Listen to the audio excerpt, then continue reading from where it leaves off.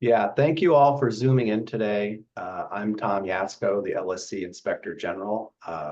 We're here today in preventive mode, and the old saying, we're here to help. But I know people often think of us as, those who as a group that chases down allegations or identify compliance problems, that traditional watchdog role. And we certainly do that. It's part of our mission. But we also have a mission to prevent and detect fraud, waste, and abuse, and help spread awareness to all of you about, being on top of those issues and keeping your own house in order.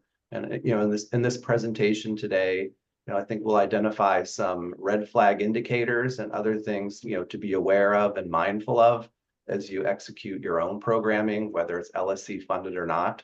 I think all donors care about many of the same governance issues as LSC does.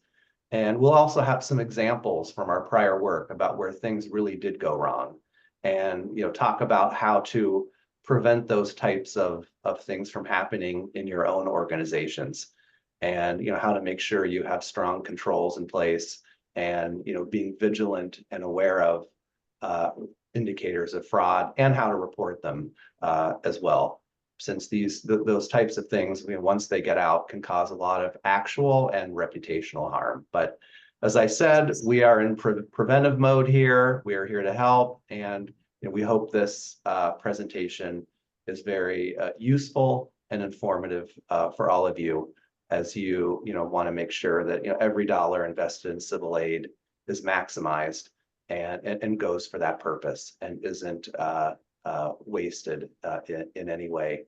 So with that, I will turn it over to Dan O'Rourke, who's our Assistant IG for Investigations, and leads this great team that's going to be presenting to you today. Thank you, Tom. Hey, Jared, slide 3. I'm not seeing the slides. Could you go to slide 3? Thank you.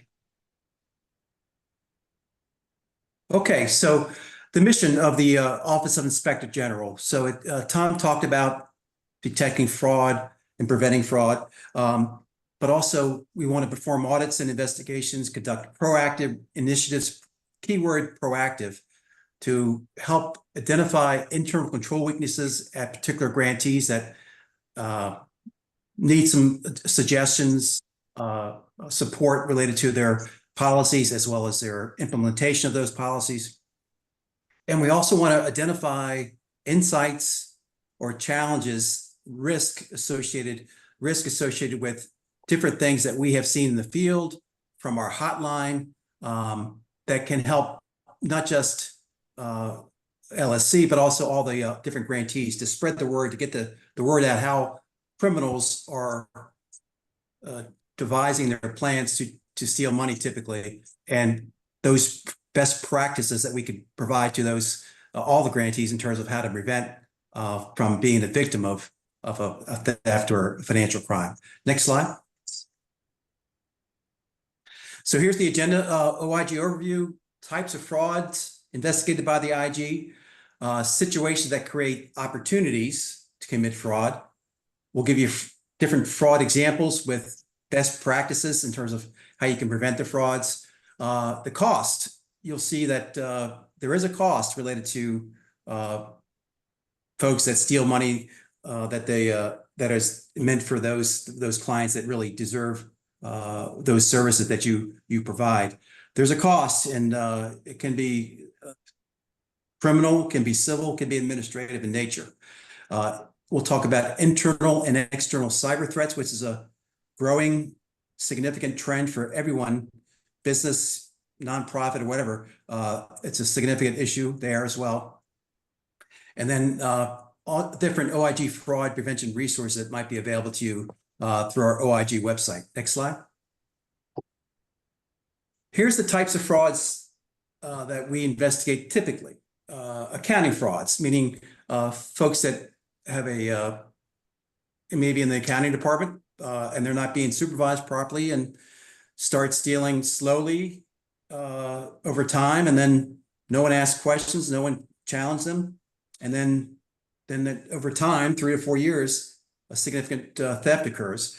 Time and attendance fraud, payroll fraud, staff travel and reimbursement fraud, credit card fraud, cyber crimes. Again, we'll have a long discussion on that later in the presentation. Conflict of interest and abuse of power, meaning when folks don't recuse themselves from a particular procurement possibly, maybe there's a kickback involved associated with that relationship, things can happen. Diversion of clients for private fees. So folks can work in the hotline or the intake desk, obtain, hey, this is a great case that my friend might be able to use. They don't direct that client to the program for free legal services. They direct them to their outside friend to ensure that they, again, take a kickback or split the profits of that particular issue that might be a worthwhile moneymaker for that particular attorney. Client trust fraud, and then violation of LSC restrictions that relate to question costs, attorney fees, outside practice employment, and subgrant and program integrity. But before we go to Jen, the next slide, I just want to say that we're gonna hear about a lot of different cases, types of cases, examples. But we recognized as an OIG that there's a very small percentage of grantee employees, nonprofit employees that truly commit fraud. We know that. We know that you and all the nonprofit employees, legal aid employees are truly committed to the mission and are focused on serving the clients with the most need. So as you hear about all these examples, we want to just recognize that a very small percentage of folks in the nonprofit legal aid community do commit frauds. Most are terrific, upstanding folks. We know that. And also from an oversight perspective, no one likes to be overseen. We recognize that. However, this oversight allows, let's say, our LSC board to go to Congress, our funders, and your funders as well. If you have an oversight function, they can argue that we have assurance, Congress, other funders, we give you assurance that our funds are going to be spent for their intended purpose because we have an oversight group such as the OIG to ensure that the fund you give us will be properly distributed in the manner that you legislate and that you require. So again, someone likes oversight, but again, LSC directors or board members have told me, we go to Congress, we say, we have this oversight group, this OIG that will assure us that your funds that you give us will be spent properly. And it's a pitch to gain more funding, meaning give us more money because we've got a good oversight function within our agency. So just wanted to add that part too. So now I'm going to turn it over to Jen Sheldon. Thanks, Jen. Thanks, Dan. So what you'll see, next slide, please. This slide here depicts all of the reasons and illustrates the different types of fraud and why they are committed by people and the theory behind it, that all of the lists that Dan just talked about and why occupational fraud crimes may occur. One point of the triangle, the top, shows pressure, which is an example of the sorts of pressure facing employees which might cause them to actually commit these types of frauds. Time and attendance fraud, or any of the ones that Dan just discussed. Could be debt, it could be vices such as gambling or addiction. The other point of the triangle is rationalization, which is a lot of people, employees might say, hey, I work hard, I deserve to take this extra money, I've been doing extra hours, I'm not paid what I'm worth. So these are kind of two of the points that kind of explain why frauds might occur at your programs. And then Charlie will talk a little bit more about opportunity in the next slide, but I think that one main point dealing with the fraud triangle that you should remember is that your program can't control an employee's pressure or their rationalization for stealing, but they can actually control the opportunity to steal by implementing better internal controls and just making sure that policies are followed. Next slide, Charlie. I'm going to talk a little bit about some situations, and I know you're anxiously awaiting for the cases. I'm going to give you a little taste of some of the issues that we've ran into and trying to deal with the items on this list. And we use prior frauds to try to help you be aware of how things went wrong and in prior cases, so that if you see something and it doesn't look right, say something. Many of the cases that we had, the fraud was perpetrated for numerous years only because people were afraid to step up and say something. One of the biggest things, I'm not going to hit every one of these bullets, but poor tone at the top. This is managers not managing. And you can't have a set of rules for upper management that are different from all of the folks doing the work for the program. Example I give is we had a program where the executive director would show up at about 11 o'clock every day and then leave for lunch at 1 and never came back. Everyone realized this. So all of the senior management decided they were going to leave at 1:30. Now the staff is sitting around at 2 and there's no one in charge. So they started leaving at 2:30. If you called the program at 3 o'clock, no one was there to answer the phones, and it all started from the top down. I'll skip a couple here. Not following internal controls. Many of the cases that we have prosecuted and we've investigated, the program had internal controls. They were really well documented. They just sort of were either ignored or people got too busy to follow them. And as a result, people were able to take advantage of the system and perpetrate some fraud. Failure to properly document reimbursements. I hear this. I don't know how many folks there are. I'm the CPA in the group. I don't know how many folks out there are fiscal people, but in doing our reviews all the time, we hear that our attorneys tell us, do you want us to help the clients, or do you want us to give you the documentation to support our expenditures? And the answer is yes. You have to do both. And so we'll move to staff misusing, abusing their positions. I don't want to pick on executive directors, but in this instance, I will. And part of the reasons that we've had several frauds from executive directors, and it was really clear what was happening. And the staff was afraid to do anything because the executive director could fire them. So they didn't say anything, and they just continued paying the bills that they knew were wrong. An example I will give you is an executive director that had a gambling issue, and he would use the program's credit card to get $300 to $500 cash advances several times a month at a local casino. The credit card transactions were processed. The CFO, we discussed this with the CFO after, and the CFO said, the ED could have fired me. I didn't want to bring it up, and I just paid the bills. I looked at one particular credit card statement, and there was 4 or 5 of these $300 to $500 cash advances at a local casino. And on one particular day, I guess he got tired of gambling and decided to go shopping. He had a couple $100 purchase from Juicy Couture, which is, I guess, some sort of a trendy shop that, I have a 17-year-old. She'd probably like to buy some stuff there. And also a couple $100 from Maidenform, and again, a couple more $100 from Victoria's Secrets. I'd like to say, I don't know what kind of outreach he was doing, but LSC should not have been paying for it. Just move on a little bit. Sometimes these things get perpetrated also, not just because of the people being afraid of the executive directors. It's because many times it's a long-term trusted employee. I'm going to get into a case in a little bit that deals with that.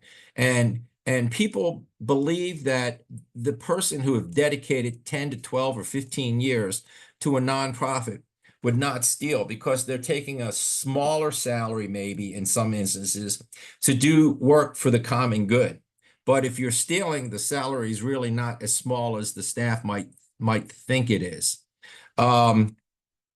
Lack of experience in training in financial positions. I think it's getting really better, at least with LSC. But in many instances, we found that the folks running the financial show, and we're talking about multi-million-dollar organizations because of all the funding they get, really didn't have the training. and no one expected them to be trained. They sort of won a battle of attrition. And as a result, we're the victim of not having the experience to deal with, again, a multi-million-dollar organization. And I think Dan alluded to this a little bit earlier, unchecked conflicts of interest. Catherine, who's on the screen, she had a case where there were approximately 20 people in a program who were related to each other. It's really hard to have separation of duties and no conflict of interest when you have that kind of internal conflict because you've hired all of your family members. Next, Jared. Okay, so this is our first case example, and you'll get tired of me saying this, but this was a long-term trusted employee. She was an office manager and basically functioning as the chief financial officer, a family friend of the executive director. And that was part of the reason she was not supervised, because the executive director knew her and knew her family. She had, Jen talks about what prompts people to commit fraud. She had a gambling problem. And she started off sort of slow.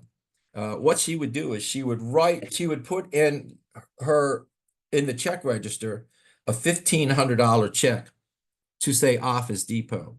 But she would never write the check to Office Depot. When the check was going to get printed out, she put a blank piece of paper in, took the check, and wrote it to herself. When the bank statement came back, she would be the person that received the bank statement and didn't let anyone else in the accounting department see it.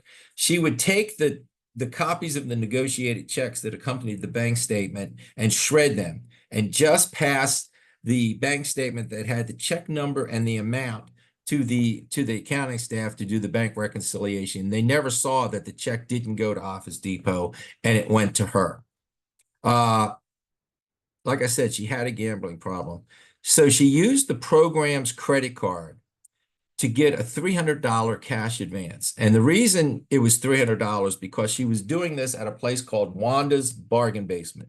Wanda's was an alcohol, tobacco, and video poker establishment near her work. So she would get $300, and that's all they would allow, and would gamble, do video poker at lunch. Apparently, she wasn't really that good of a gambler because that wasn't enough. She decided that she would open up a debit card on the program's operating account without the executive director's knowledge, and that allowed her to have another $300 a day. So when the credit card statement came in, you'd ask, and in total, she did about 500 transactions over 7 years. You would ask, why didn't the accounting staff see this? Well, they didn't see it because she would receive she would receive the credit card statement, take the detail that's on the bottom of the statement and shred it. All she would pass on to the accounting department was the amount that was the top part that said, you owe us $1,500 by this date.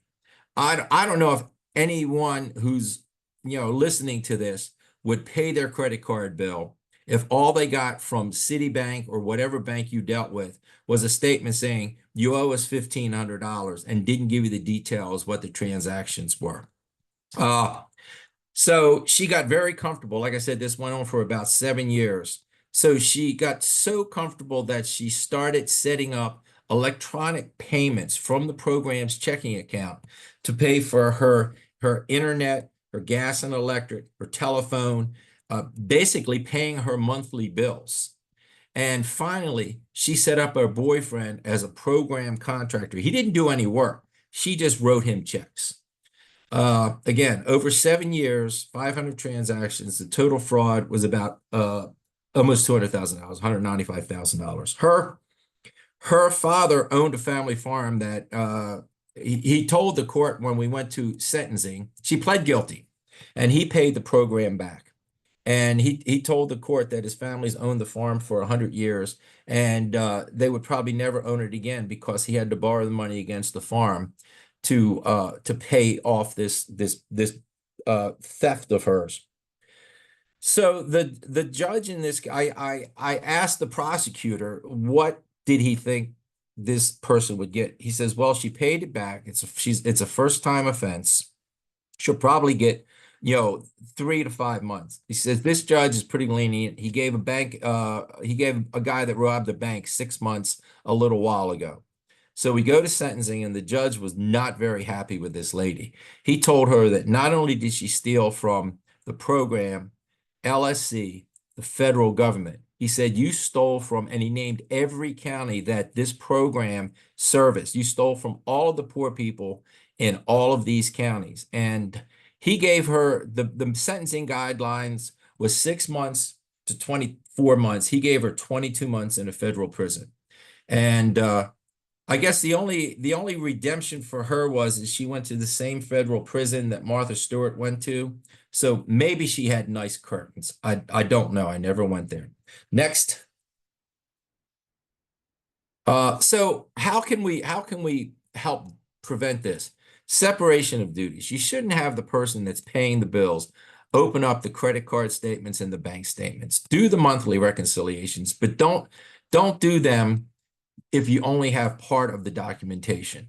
Positive pay. Positive pay is a process where you tell the bank the check number, the payee, and the amount that you've written the check to, and they will not, be based on their agreement with you, negotiate a check unless all three of those things agree. Rotating the independent public accountants. After part of the sentencing agreement we have with some of these folks is that we can do a post-mortem with them. And we sat down with her and we asked this lady, after she had been sentenced, how did the CPAs not ask for one transaction over 7 years when you did 500 transactions? And she said they did. I knew which ones were the fraudulent transactions. I basically would give them all of the documentation they asked for as soon as I could, except for the fraudulent ones. And I knew their schedule. I knew they had a certain period of time to be there. I knew that they had to get out and go to another job. So they would always come like with 2 days left and say, you never gave us these 7 or 8 transactions. And she would say, do you want me to pay payroll? Do you want me to pay the bills? Do you want all of these other things to be done? Or do you want your 7 transactions? She said every time they would just give her 7 more instead of demanding that she gave them documentation for the 7. And again, this was partially because of their familiarity with each other. And again, strong whistleblower policy. And how she got caught. She never took leave. She got sick 1 week, and all of these statements started coming in, and people were looking at them and they were like, who is paying Wanda's bargain basement, and why are we paying bills on for the CFOs, cable and internet and everything else, and that's sort of how this all fell apart. Next. I'll give you a break from me after this one. So this was a case where we had a employee, again, a long-term employee who worked remotely from the main office and was given a lot of authority to approve travel vouchers and to approve time statements of all of the people that worked with and for her. So she managed volunteers and interns. She was in charge of the program's senior outreach. So she had folks in the community that were volunteering to help at the senior centers, and also interns from a local college who got credits for working a semester at these senior centers. What she did is she started submitting fraudulent travel claims in the names of the volunteers and the interns without their knowledge. So for one particular intern, she submitted 3 travel claims. And in one of the travel claims, she did not add the travel claim up correctly. So the accounting folks in the main office tried to contact her and said, you have to get this intern to redo their travel claim because it doesn't add up. They couldn't get her. So instead, they called the intern directly, and the intern said, I've never submitted a travel claim, and I've never got reimbursed for a travel claim. So anyway, that got the program to call us, and about 100 claims later and $84,000, we determined that she was doing this on a regular basis. And what she would tell our grantee is, these people are college students, they're elderly volunteers, they don't understand banking. Many of them don't have a bank account. Send the checks, and they don't, because they're students and they might move from one dorm to another, send the checks directly to me, and I will make sure I disperse them. But instead, what she did is she took them to her bank, forged the names of the person that she submitted the claims for, and then co-signed and then took the money. Not only did she do this, but when we subpoenaed her bank records, we found out that her and her husband also had another nonprofit that was getting money from Health and Human Services, the Federal Health and Human Services, and they were doing the same thing with them. We worked this case jointly, essentially out of the Savannah office of the U.S. Attorney's Office, and we were able to get a conviction and a civil recovery of $84,000. And how to prevent this? I mean, it's really simple. I don't have a whole nother slide for it. Do not ever give a reimbursement check to someone other than the person whose name is on the check. Next. And here's just a list of some other things that we should consider. You have to have policies on travel and permitted expenses. Require that everyone submit accurate, and it's not just for this case, it's for all cases, adequate documentation so that you can prove that the cost that was incurred was an actual cost. Ensure that managers oversee staff travel. We had one case where someone was traveling 700 miles or claimed they were traveling 700 miles a day because this person was impossible to deal with. No one wanted to oversee that person's travel, and they just pretty much gave him carte blanche to claim whatever he wanted. He claimed that he would go 300 miles one way and then have a meeting and go 300 miles another way to come back home, but he never left. He never left his house. So require travel forms that are reconciled with the purpose of the travel, and make sure that there's approval for all the travel. And in this case, communicate with outreach centers to verify that the folks actually who said, oh, well, we went to this senior center or we did a presentation at this program, that they actually went. You can't get into these centers unless the folks, you just can't show up. Folks that run these centers have to know you're coming. Next. All right, so next up is client diversion and outside employment. We've had a couple of cases with client diversion and the fraud involved. Paralegal that was working for one of our legal aids, and the clients were coming into the legal aid. They were eligible, and there were also some ineligible clients coming in. And she had a partner, another paralegal that didn't work for the program, that she would refer these clients to, even if they were eligible for free legal services, to this outside paralegal that she had partnered up with, and they would split the fee. And these cases dealt with housing and foreclosure cases, which actually, even without LLC eligibility, the program was providing assistance for those types of cases for free anyhow. So they were actually referring these clients to themselves and then for a profit, and they actually wouldn't even do the work for it. They were saying that they would need to have a loan modification conducted for the case. And then most of the time there would be no work actually done on the case. So these guys were co-conspirators. They ran an outside paralegal business, which kind of goes into this outside employment scheme as well, and client diversion. It resulted in over a $70,000 fraud, and they were ordered to pay restitution and sentenced to house arrest. We've had a couple of outside employment cases as well, and they've become more common, especially since the pandemic has increased the amount of remote work being conducted by employees. We've had cases where dual employment has resulted in some time and attendance fraud, where the employee claimed to be working full-time, but was actually only working half those hours or less. We had a case where there were two executive directors talking about a project they'd like to work on together. And during that time, one of them brought up a paralegal they liked that was working at the program that they would like to assign to the project. That was going to be this collaboration. And the other executive director said, hey, that's my paralegal too. And they actually determined that the paralegal they were talking about worked full time, 40 hours a week at both programs, which, you know, through subpoenas and our investigation, we found out that it was impossible. And this person had stolen at least half that time each week from LSC federal funds. So next slide.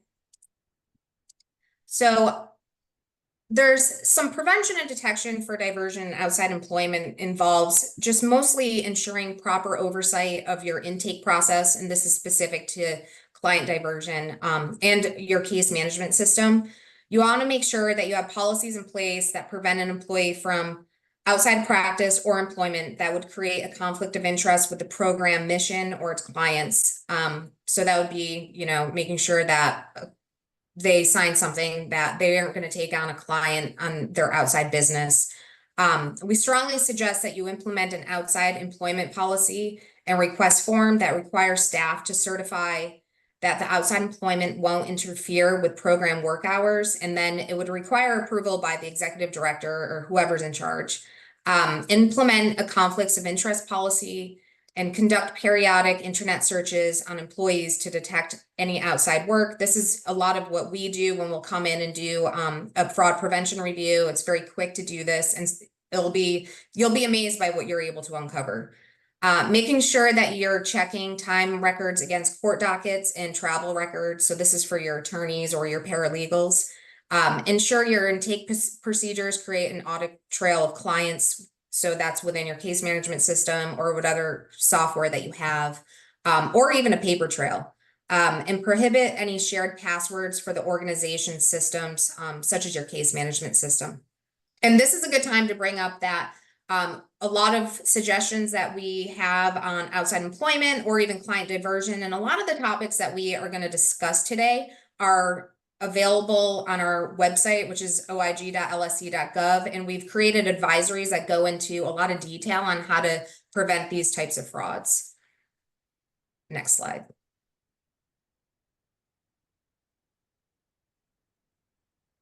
So these are some case examples related to subgrant fraud. One of the things that we run into, particularly at LSC, the programs are required to do 12.5% of their funding for, PIE, and I'm sorry, PAI. And many times the LSC grantees send this money to the subgrants, and it helps them meet their requirement.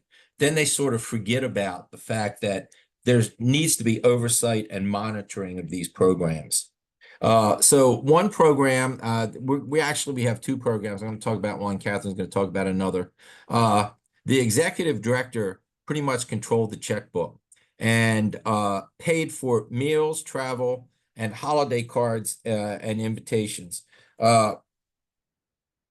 She would submit these, like one of the examples is personal printing. She had a local printing business who would print things up like invitations and things like that, and she would write them off as expenses of the program. But when we subpoenaed this printing company, we sat down with them, and 2 years in a row, LSC paid for her holiday cards that she sent out for her family, invitations to parties, announcements for graduations. I think one of the more ironic things was that she had a professionally printed invitation and announcement for her daughter's first communion. But she stole the money to announce the party for the first communion. I don't, something about that. And then she had a cookie exchange, and we're talking about middle schoolers. So she invited, everyone gave a cookie recipe, and then came to the party with the cookies. She got the recipe and had a book printed up professionally that she gave to each one of the girls that came to her daughter's Christmas cookie exchange. And again, LSC paid for it. She bought real art, not printed art, from a local artist. None of it ever ended up in the program. She purchased items from Staples and had the stuff delivered to the program, and then she would take it back. Her mistake was that she used her Staples card to purchase the items, and you subpoenaed those, and you could see the items being charged, and then she would take them back to the local Staples store and get a credit on her Staples cards. I mean, thousands of dollars of alcohol at a local restaurant. Restaurant charges at nights and weekends when there was no business going on. And she didn't have a gambling problem. I think she just liked to spend too much money. I hate to say that, but she was an attorney. She ran the program. Her husband was a partner in a law firm. And she went to this. There's a conference that's held for the East Coast executive director at this hotel called the Don Cesar in Florida. She went to this conference, and she got the conference material and didn't have a bag to bring the material back in. So she went to Coach and bought a $500 bag because she didn't have a means of getting the conference material back to the program. She was convicted. And at sentencing, the federal judge that oversaw the case and did the sentencing taught her legal ethics in law school. She was our subject was one of the judge's students, and she made this person, in addition to paying the program back and a fine and being convicted, made this attorney write an open letter to the bar newspaper saying that how sorry she was that she disgraced the profession. Catherine? And then the second sub-grant case that we have up here is also where the executive director and it just wasn't there wasn't any oversight of the executive director. And what the director did was their spouse created a business. There was a cleaning business, and the executive director put them as a contract to clean the office, but there was never any cleaning done of the office. It was just a way of transferring monthly payments to their income. And then the other thing that the executive director did was that she paid directly from the program their family's gym membership as well as their entire family's cell phone. And so just ways of staff was afraid to say something, and the board was not very much involved. And these were just ways that the executive director abused their power. And in both of these instances, these were LSC approved subgrants, like Charlie said, for private attorney involvement in that requirement. But we've also had instances where our programs and most nonprofits have subgrants with other organizations. And we've gotten calls that that our organization, our LSC funded grantee, they just learned through the newspaper that there's a fraud investigation at their subgrant, and the subgrant is temporarily shut down. And then this investigation went on for months, and they never knew about it. And so one of our suggestions is, if you're an LSC grantee and you have an LSC paid for subgrantee, you're required to do fiscal oversight. But if it's not LSC funded, we still suggest that you do fiscal oversight, or you require that the board, if there are some allegations or substantial allegations of fraud received by that subgrants board, that they're required to inform you of those so that you're not taken by surprise, and you can protect your money and ensure that it is that you're aware of any issues that might be going on, and also ensure that there's oversight of that by that board of directors of that program, because they may not have the same policies in place that you have. Next slide. Catherine, I'd just like to add one thing, that you just have to be aware that even though it's a subgrant, and some of the people receiving these monies don't really necessarily believe that it's still federal money, but that federal money never loses its identity from the time it leaves LSC to the grantee to the subgrantee. And so this next slide is just the next two slides are just kind of statistics of our investigations. And in this slide here, we have the position of the person that was prosecuted, and it's to show that it can happen at any position. You know, we're not directing this at one position, at just the fiscal department or anything to that extent. It really can happen all over. It's you know, it's not just the you know, the money leaving the account, but it can also be time, and it can be other ways that our funds are stolen. Next slide. And this is our you know, recoveries and referrals. And this can be anywhere from criminal restitutions, civil settlements that we discussed. Some can be administratively through the LSC regulatory process, like question cost, or other recoveries as well. Next slide. And so now this will be the start of us getting into some of the cyber crimes and cyber threats that have our grantees have faced, LSC grantees have faced. And majority of the cyber threats that our grantees face are external. And that will be majority of our presentation, but we have had threats that have been internal cyber threats. And we do want to address those here, just because there are best practices to prevent internal cyber threats. And if it does occur, it can be pretty costly to a program.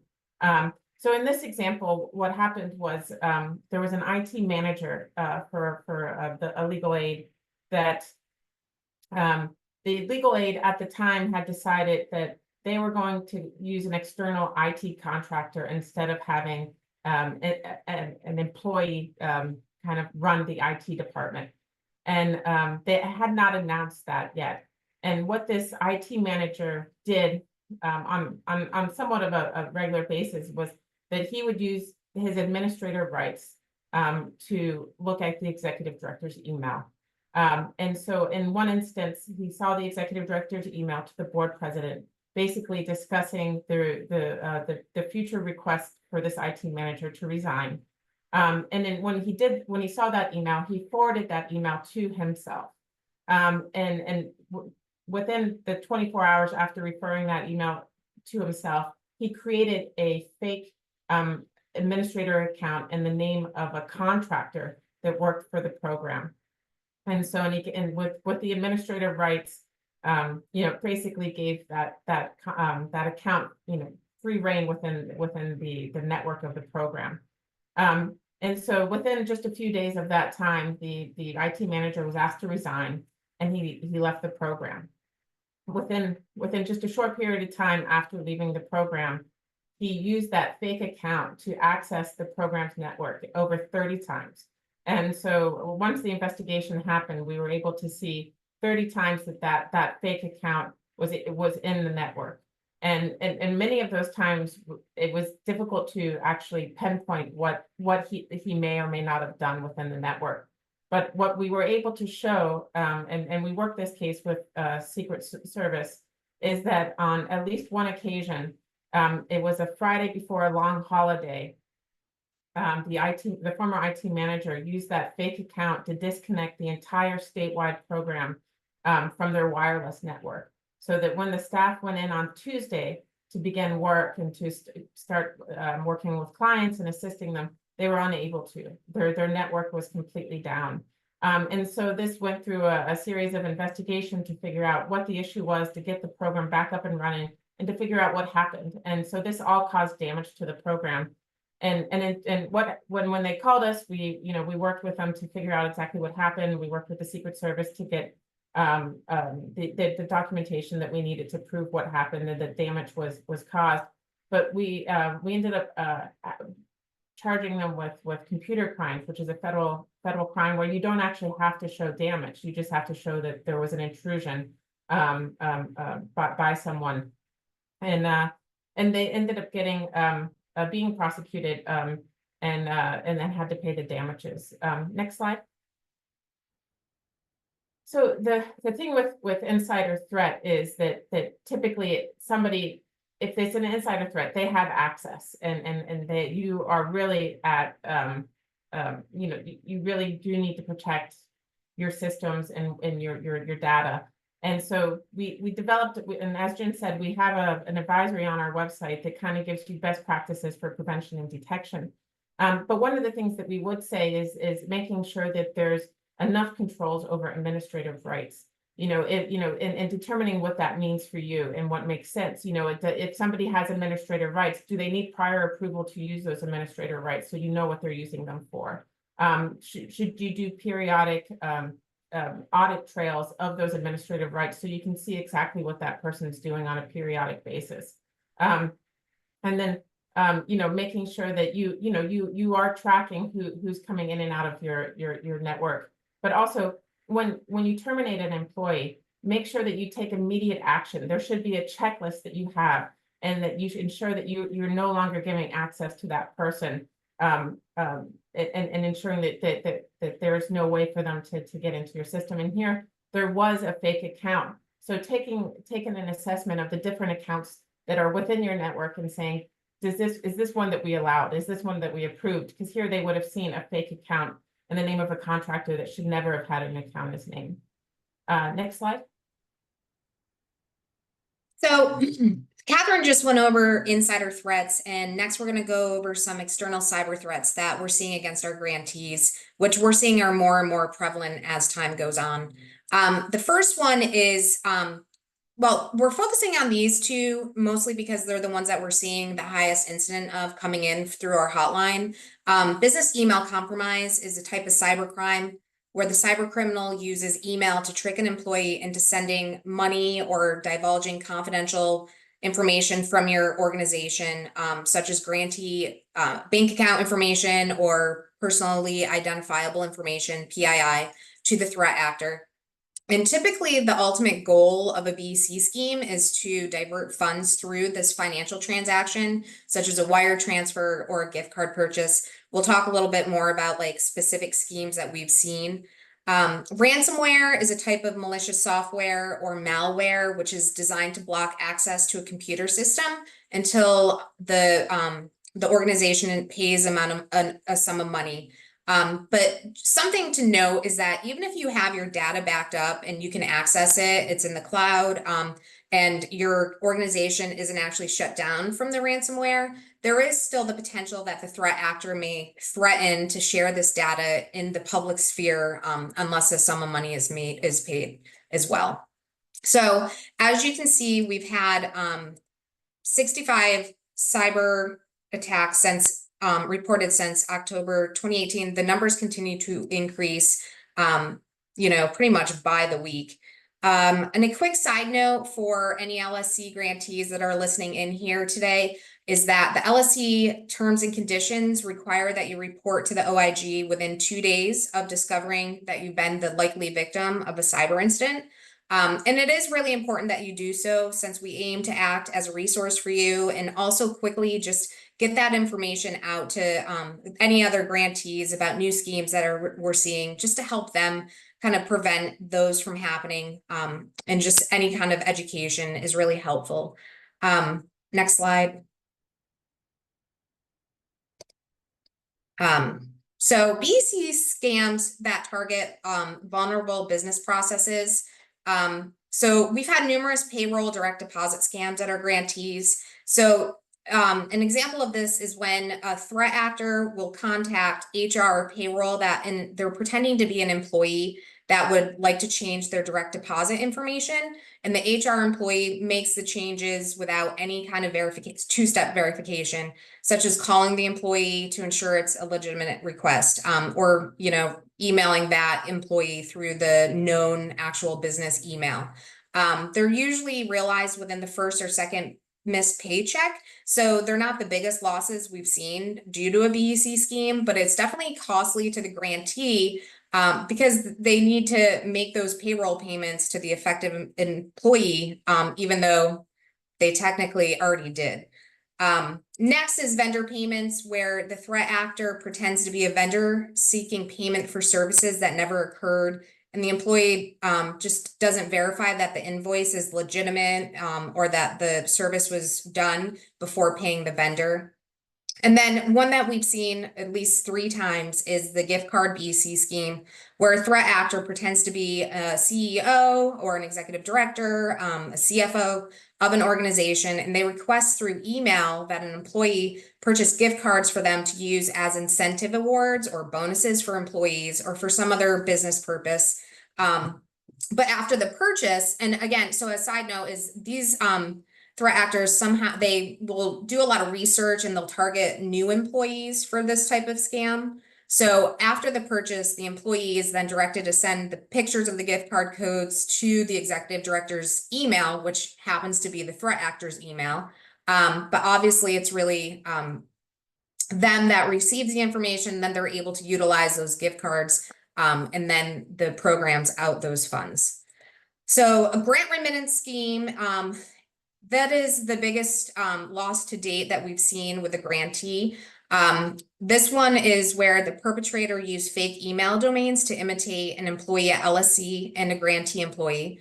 The perpetrator or threat actor deceived both employees into providing this sensitive information because they believed they were communicating with each other. And again, there was no two-step verification done by either side.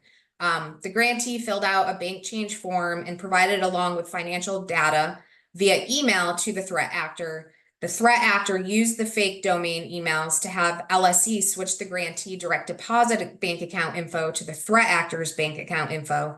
And then the threat actor used the sensitive information he obtained to direct that month's grant payment to their bank account.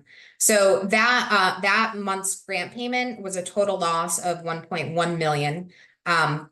The grant payment was quickly moved to a third bank before any ACH reversal could be successful because, again, the program realized after 2 days that they didn't receive their money, but it was 2 days too late. The scheme was carried out over several months using multiple email communications between the employees and the threat actor. And these were just email communications with these fake domains. And again, no one ever picked up the phone. And it's a perfect example of why training, especially for employees with fiscal duties, is so important, and why two-step verification and updated policies, as well as actually following the policies and those internal controls, is key to preventing this type of fraud from becoming a success story. The last one, communications with financial institutions. We've actually not seen this become a successful scheme, but it's where a threat actor calls the bank pretending to be an executive director in order to gain access to the banking info. Again, we haven't had any reported successful schemes involving this, but we just wanted to make you aware that it's potential. Another thing that we have been mentioning to our programs is that the Cybersecurity and Infrastructure Security Agency has this email subscription for updates on cybersecurity alerts and advisories. So it also includes any latest patches and vulnerabilities for ransomware risks. So we do recommend that you have your IT folks sign up for these alerts just to stay up to date on any latest vulnerabilities or best practices related to cybersecurity. Next slide. So this slide is just a little bit more information about the ransomware threat, and so the programs that have had ransomwares on their on their program, the areas, the business information that's targeted is the client data, or the case management systems, employee data, the program's financial data, as well as emails that are on the server or in the cloud, and as Jen stated, how ransomware is downloaded. The most recent one we had was a cyber criminal that took advantage of a program that didn't update their patch in a timely manner. But some other ways that ransomware has been downloaded, or the malware has been downloaded, is email attachment, clicking on an advertisement, following a link, visiting a website that had embedded malware, and then somebody that through like the patch or the system that wasn't patched, they gain legitimate access to your system. But a lot of these examples you see are the best way to prevent them is employee education. But the one thing we say about the ransomware is that where the grantees have really suffered is it shuts them down for a while. If they don't have a system backup, or if they can't get back up and running, that's been a really big risk for our grantees, is that they can be completely shut down from a ransomware attack until they either pay a ransom or they get a backup up and running. And the other thing that grantees struggle with is if data is compromised, and it's client data or employee data, what steps should they be taking to either notify clients? What are the legal requirements? What are the state requirements? And so a lot of times for ransomware, we do talk about a cyber incident response plan, and that's something Jen will go into in the next slide. But it's something to think about, that when a ransomware occurs, is one, how do you get up and running? And two, what data is at risk, and identifying that data. Next slide.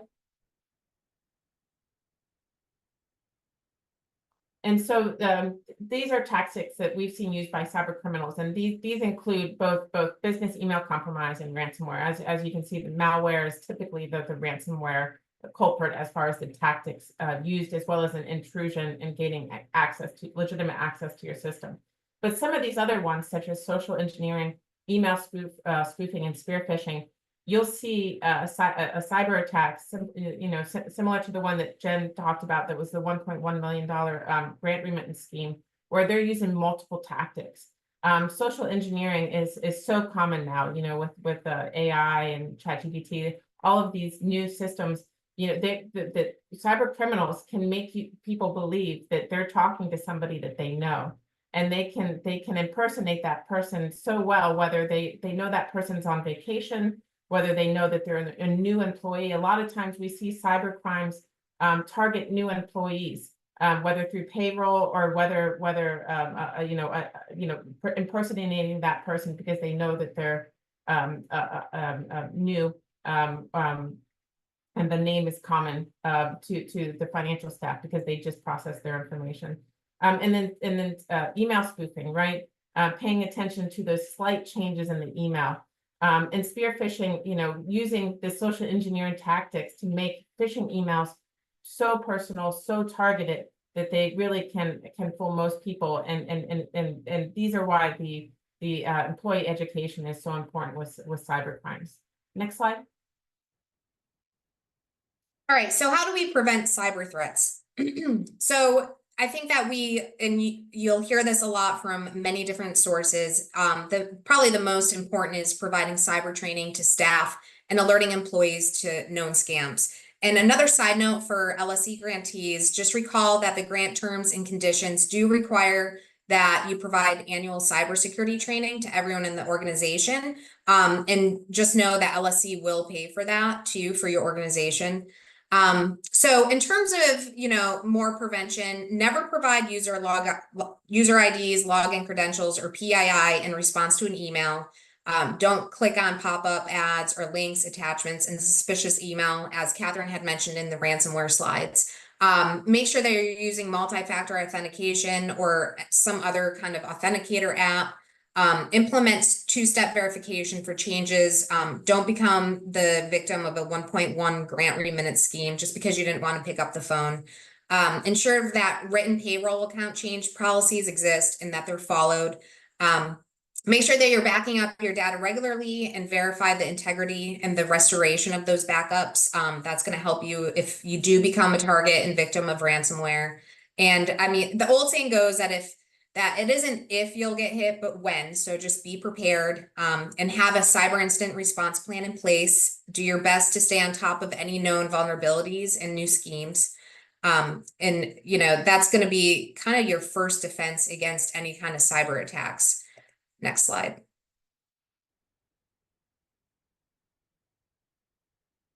So in terms of reporting to the OIG, LSE grantees have a duty to report any loss to the OIG. It doesn't include a dollar threshold anymore.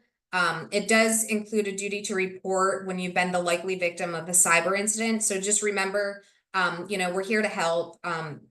Just give us a call, go to our website. We have a hotline, and it can be confidential and anonymous.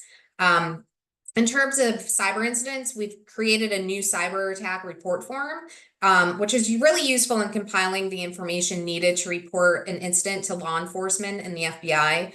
And that can be found on our cybersecurity resources webpage on our website. Next slide.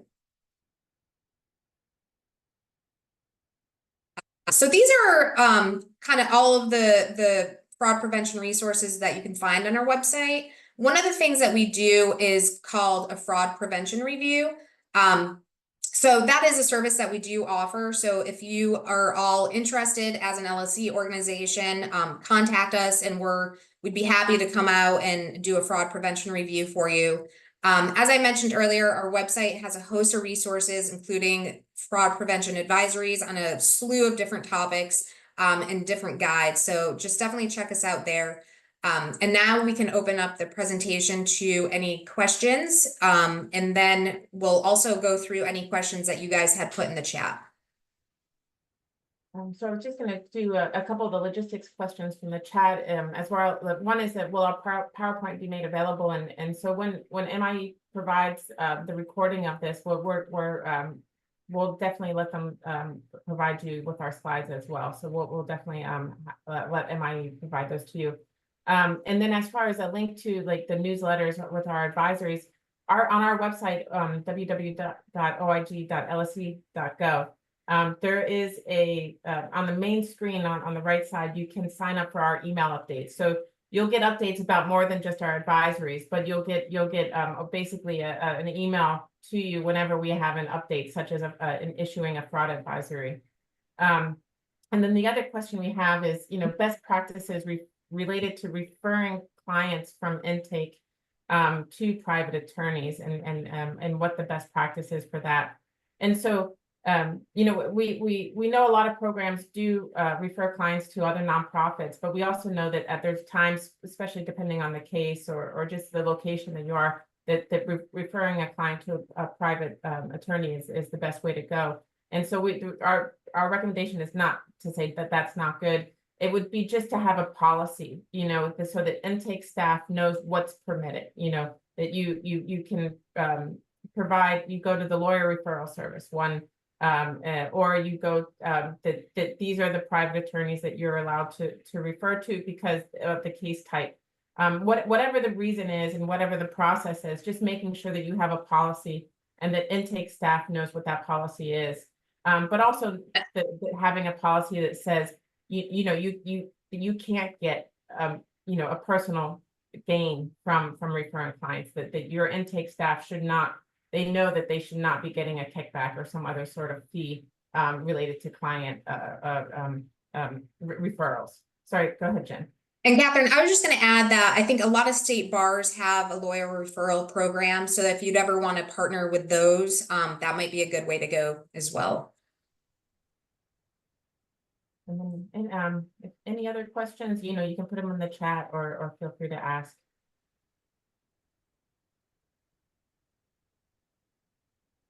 Do we have any more in the chat?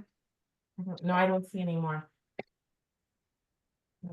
But if not, we really appreciate your time. We know that this is a tough topic or not as an exciting topic, and especially a little bit different from the legal aid. So we really appreciate your time, and feel free to reach out to us or ask for any best practices or even subscribe to our newsletter. But thank you very much for your time, and thank you to MIE for allowing us to provide this presentation.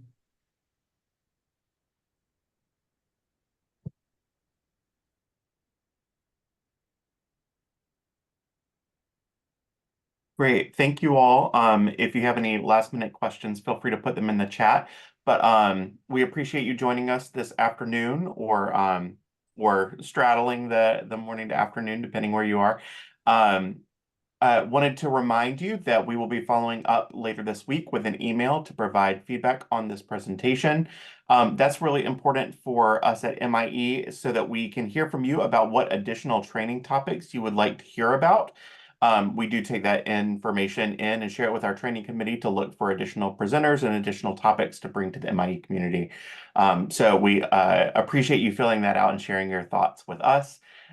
Included in those emails or on the evaluation will also be access to the recording and to the slides. And so you will have direct access to those once they are available. If you have folks in your organizations who would have liked to have been here and hear this content but weren't able to, there will be also a form to request access to the recording as well. It looks like there might be one more question in the chat, Catherine. I'm not sure if you want to take that one on. Policy Yeah, related. Yeah, I think that our recommendation is that you just have a general outside employment policy. So that's outside of outside practice of law policies, just to prevent any kind of conflict of interest or potential time and attendance fraud. I might also suggest that if someone gets approval for outside employment, that it doesn't morph into something else. We had a case where an attorney at a program got her real estate license and said she was going to start selling real estate maybe for her friends and family and other associates. So they approved it. And then 3 years later went by, and she opened up a website and she had a practice where she said she was specializing in real estate law, and the program had no idea that she was doing this. So once you approve it, just make sure you every frequently, follow up to make sure that the status hasn't changed. And then Charlie, there's also one about recommendations for rotating IPAs. And so, I don't know if we have a specific recommendation, but we've seen rotating, IPAs where it's rarely done, or where it's every year. And, there's too little and too much, right? But sometimes it's based on where you are, that there's not that many IPAs that specialize in nonprofits or legal aids. But sometimes, if there is that limitation, you could always request that they switch out the partner that's in charge of your audit. But it's 1 year seems like a very short amount of time, and 10 years without switching seems like a very long time. Yeah. And there's a learning curve to any new IPA coming into your organization. And I think Catherine's suggestion you gave of maybe switching out the partners, maybe don't have the same staff do it every year. We don't want to suggest that any program takes money away from the accounting profession by changing their accountants, particularly in an area where there might not be so many. And then we just had another one about questions and best practices related to whether to provide credit cards to staff. And so, credit cards, it's the more credit cards they are, the harder it is to oversee. But we definitely see where there are best practices, or just where credit cards are very helpful, because you can get the statements in and you can oversee those statements. So it's trying to decide, especially depending on the size of your program, how many credit cards is too many, how many it makes sense. Majority of the programs we see do have credit cards, so it is definitely the way things seem to be run.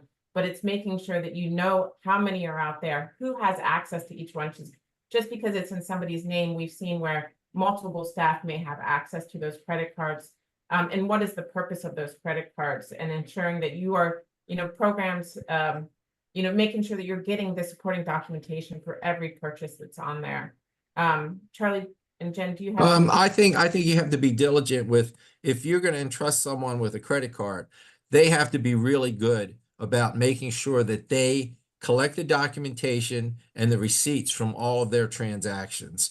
And particularly like for LSC programs, we don't allow folks to buy alcohol with our money. If you're going to have a restaurant, don't just get the end bill that you pay that says the amount and the amount of tip. Get the detailed receipt and submit that. The only other thing is about credit cards is limit the amount that the credit limit, so that it doesn't get too high. And if it's possible at all, get rid of the cash advance option, because the first case I talked about, the reason that she was able to get $300 and go gamble a video poker was that they had a cash advance option. We also suggest if an employee does get a credit card in their name, that they have a separate acknowledgement that they will sign related to that credit card, and their responsibilities are with it. I think that might be it. No, thank you all very, very much. We really do appreciate it. Thank you, everyone. Have a great afternoon, everybody. You too.